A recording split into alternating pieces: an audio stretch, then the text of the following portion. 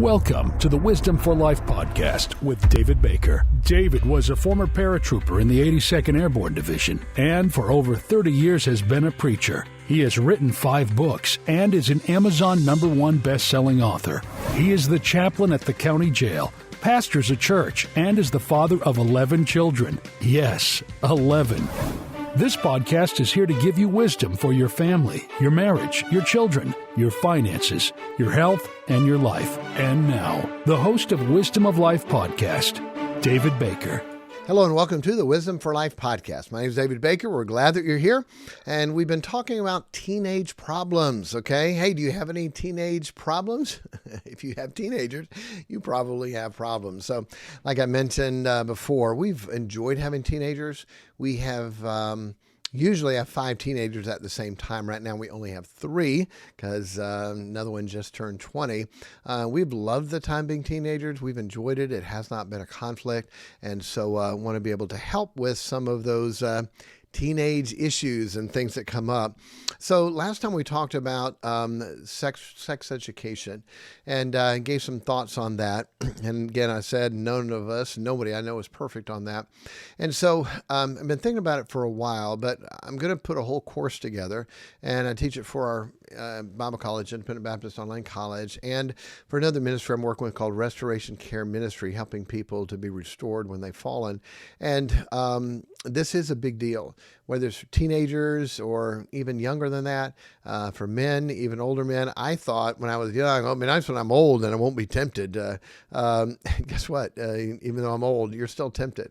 And there's a thing called dirty old men. Why is it called that? Because even old men are still tempted. So it is something that we're going to have to fight and battle our whole life. So I'm going to put a whole course together, 13 or 14 lessons. I've outlined it already, and I will start teaching that. When that's available, I will let you know, and I believe there's some good things in there that will help you. So we're not going to talk about that next, but we're going to talk about conflict over rules and boundaries. Conflict over rules or boundaries. So this is a big deal, and when I looked all this up, it said negotiating rules, curfews, and other boundaries with increasing independence, okay? The older the kids get, the less rules they want, the more freedom they want. And you can decide what and how you do that, but do not, just because they're older, let them do things that are going to hurt and mess themselves up. We have talked about how when they're a child or firstborn, they're 100% dependent on parents, 0 on themselves, and then it grows up from there. But it's still not an opportunity to sin or to do wrong. For instance, curfews. By the way, one Sunday morning I announced, all right, tonight I'm going to be preaching on child ring, and I'm going to be preaching no curfews and no SWATs and no grounding. And people are like, what? The kids are like, yeah. And I came back and explained what that was. SWATs is we don't count how many SWATs they have. It's all right, you're going to get 3 SWATs. And they grimace for the whole thing. And we're not breaking their will where they want to do right. By the way, we don't give them a lot of SWATs, but we don't count or tell them how many SWATs they're going to get. It's looking for a broken will. And then grounding, taking something away from them. Listen, if it's bad, they shouldn't have it. If it's good, don't take it away from them. What are you grounding them from? Well, I'm taking away this. Okay. We know people that have taken away youth activities from the kids. Well, that's what they really enjoy. And it's good for them. It's going to help them. They need the fellowship and the preaching and the teaching that comes along with that. So that's on grounding. And on curfews, we said, listen, if it's 2 a.m, but you're doing a right activity with the right person, then we're not going to stop that. If it's 5 p.m. and you're doing a wrong activity with a wrong person, then you're not allowed to do that. If it's 2 a.m, my son worked a job with a guy and he cleaned carpets and floors and commercial restaurants, but they couldn't do it during the day. It had to be done at night. So he's 2 a.m, he's out, he's with an approved person doing approved work. That's fine. If it's 5 p.m, hey, can I borrow the car and go cruising, cruising downtown? No, not an approved activity with an approved person. No, we're not going to do that. The only thing a curfew meant when I was growing up was we had to start earlier doing wrong, whatever we're going to do. That's all a curfew meant. You know, when I started off, curfew was 10:30. And you push it, finally beg your parents to get it to 11. And then you keep pushing, you beg it to 11:30. And And again, only thing that meant is if you had an early curfew, you just started early doing the things that are wrong. And children, we talk about this. Children are terrorists. You can't negotiate with them. Okay, don't negotiate with them. Tell them the rule, and if they argue and fight, that's direct disobedience. It's back talk, and we're going to deal with that. We're not going to have that. And so don't let them do that. By the way, your kid is going to keep pushing you. And finally he gets to midnight. Okay. All right. Midnight's the curfew. By the way, we did this to our parents. All right. Midnight. And, okay. And then is that okay now? No. Now what do you want? No curfew. We want to come and go when we want. We don't want to have to be back at a certain time. We're old enough. We're mature. No, you're not. Bible says make no provision for the flesh. Okay. You don't let that. So conflicts over rules and boundaries, we set them and we tell them what they are and they obey them. Well, don't they get to negotiate when they're getting older? No. Again, we didn't do curfews because it's wrong. If it's the wrong place, with the wrong person, doesn't matter what the time is. So that's what I would encourage you to do. And if you haven't done it like that, then there's the apology to the kids. Hey kids, I need to ask you to forgive me. I have not done some things the right way that I need to do, and I need to ask you to forgive me. Kids are very forgiving. And they'll forgive you. And then you say, okay, from there, what you want is, now there's going to be some changes. You're not going to like all of them right now, but you will later on. And this is what we need to do. Okay. So, so many kids push parents and they give in and they give in and they give in. No, what's right? What's wrong? The age doesn't matter. Okay. Doesn't matter if you're 22. If you're living in my house, you're not just going to go cruising downtown, wasting time, getting in trouble.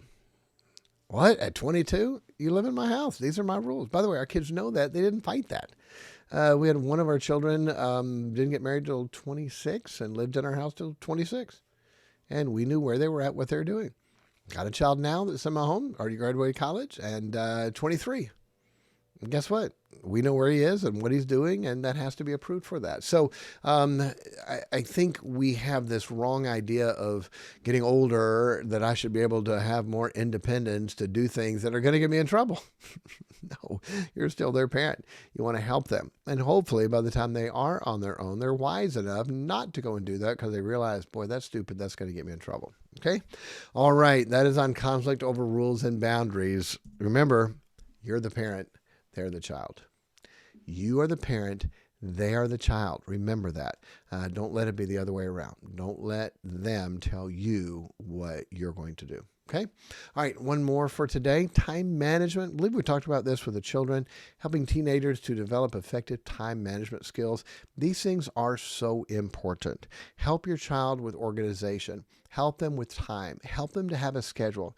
You can take a simple printed off weekly calendar, the days and then the hours of the day, and have them write that out. These are the hours I sleep. This is when I'm at school. This is when I do my homework. This is when I do my chores. This is when I do this, and have a calendar laid out. It will change. There'll be some things that will change on there, but they ought to have a calendar, and then they ought to have in their free time what they're going to do.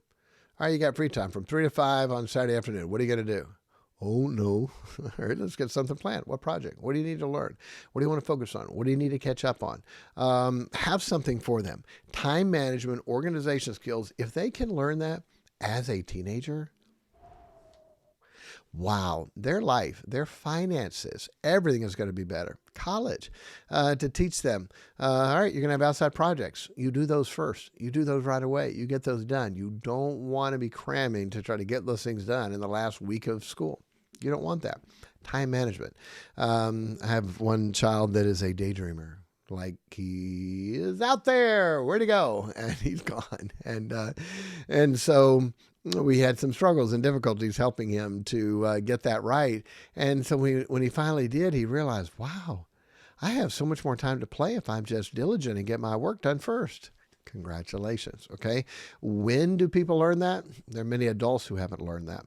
And so let's do the work first. Let's knock that out. Then you have time to do the fun things, the things you want to do and enjoy, work or exercise or all that. So time management, help the kids to get a calendar. Okay. You can just print off a weekly time schedule on a spreadsheet, okay? Days of the weeks and broken up by hours, and have them go through and fill that out. Write down, all right, these 6 hours I do this and mark it off. These time I'm doing this. Get that in, fill in the slots, know when our free time is, and make sure they're doing things that are going to be learning and growing for them. And we told you this before, our priorities for our kids is a good education, hard work, and music, okay? You can't do everything. For ours, that's the priorities. And so they practice their instruments, and they learn to work hard, and they have chores to do, and they do their education. Those are the priorities. From there, we can add things in. But those big rocks, okay, of education, it's going to affect the rest of their life. Hard work is going to affect the rest of their life. And then music is just such a good blend of discipline, character, and what the Bible says, singing to yourself in psalms, hymns, and spiritual songs, helping them to do music, to play skillfully, the Bible talks about. Those were our priorities for our kids, and we only have 2 that are not 18 or above, and we can say we're very pleased with that. All right. Hey, God bless you. We'll talk to you next time. Hope that was a help to you. We'll see you then. Thank you for listening to the Wisdom for Life podcast. If you have any questions for us, email us at askPastorDavidbaker@gmail.com, and we will answer them in an upcoming podcast. The email is askPastorDavidbaker@gmail.com.